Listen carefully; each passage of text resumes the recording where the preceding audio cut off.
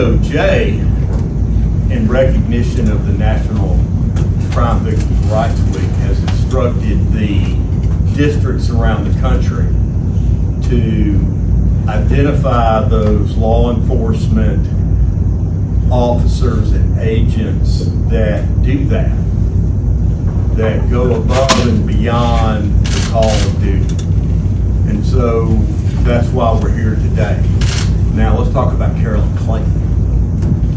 In 1986, Carolyn Clayton's daughter was murdered. Her name was Amy.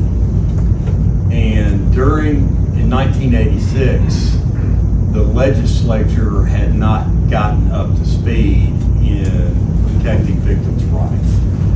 And for Carolyn Clayton, for her to find out what was happening with the case involving the death of her daughter, she was really relying on the press to find out what was happening.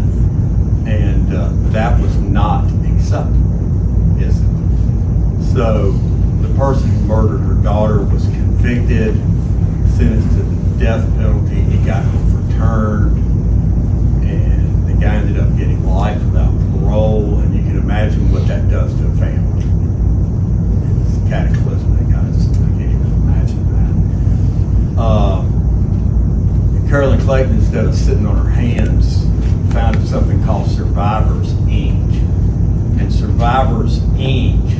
was an endeavor to help law enforcement, to train law enforcement, but also to have a private citizen's response to these tragic situations, to help crime victims, families, to navigate through these tragedies that happen, and to also push for a legislative fix so that law enforcement, U.S. attorney's offices was required to establish a program whereby we bring crime victims into the loop. And that worked. She was successful in Mississippi, and nationally these type endeavors were successful. So now we have victims witness coordinators. Lauren right there. This year we decided to give the award to a National Park Service officer, Dylan. So in the pre-dawn hours of 2024, a father was taking his son on a fishing trip. And they're driving down the trace.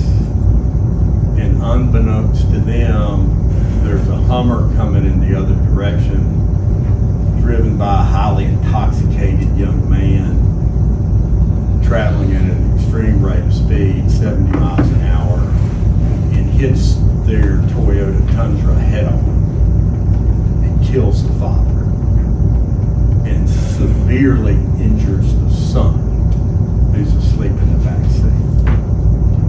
And Dylan was the first officer on the scene. And while he is conducting life-saving measures, trying to help the injured people there's a fatality. He's also running a crime scene investigation. This is a big deal, Dylan. We hereby present to you the Carolyn Clayton Award.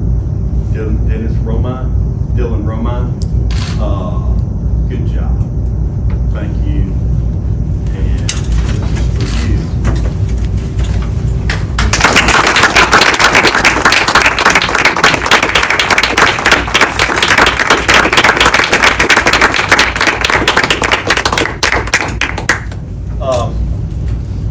Congratulations. I'm honored. I'm honored to be here, and I know that our prosecutors here are honored likewise.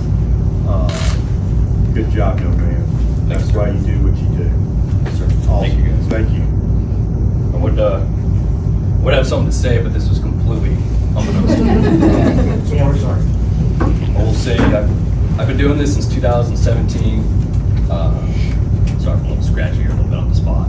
Horrible at public speaking. Worked in Vegas for 4 years. I've seen a lot of stuff.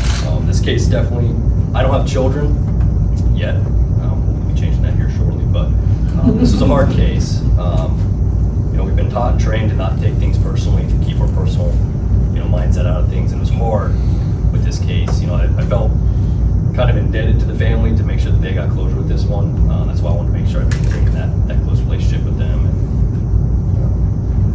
I'll still go to say I felt like I was just doing my job. I feel we're indebted to them. We're paid by them. I feel that we owe them that.